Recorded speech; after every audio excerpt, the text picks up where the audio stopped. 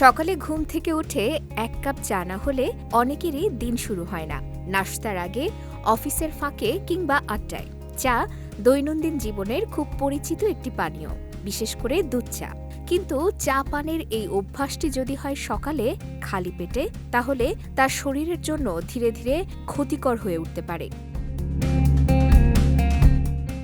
স্বাস্থ্য বিশেষজ্ঞদের মতে সকালে খালি পেটে দুধ চা পান করলে হজমতন্ত্রে বিরূপ প্রভাব পড়ে।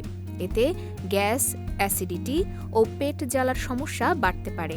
অনেক সময় পেট ভারী লাগে বা অস্বস্তি তৈরি হয়। নিয়মিত কড়া দুধ চা পান করার ফলে পেপটিক আলসারের ঝুঁকিও বেড়ে যেতে পারে, যা দীর্ঘমেয়াদে মারাত্মক সমস্যা তৈরি করতে পারে।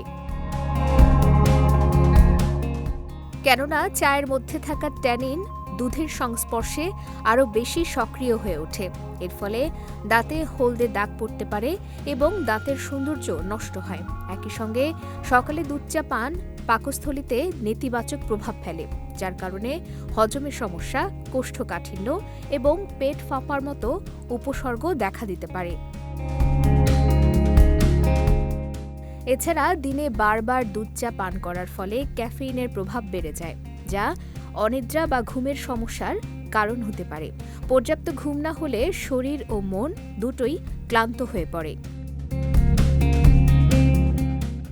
এসব সমস্যা এড়াতে দুধ চায়ের পরিবর্তে লিকার চা পান করা ভালো। চায়ে অতিরিক্ত চিনি ব্যবহার না করে অল্প মধু বা লেবুর রস যোগ করা যেতে পারে। সবচেয়ে গুরুত্বপূর্ণ হলো খালি পেটে চা পান না করা। প্রয়োজনে চা খাওয়ার আগে একটি বিস্কিট, সামান্য মুড়ি বা চিড়া খেয়ে নেওয়া হলে পাকস্থলী সুরক্ষিত থাকে। অভ্যাস ছোট হলেও এর প্রভাব বড়, তাই শরীরের কথা ভেবে এ ব্যাপারে সচেতন হওয়া উচিত। বিজয় টিভি নিউজ ডেস্ক।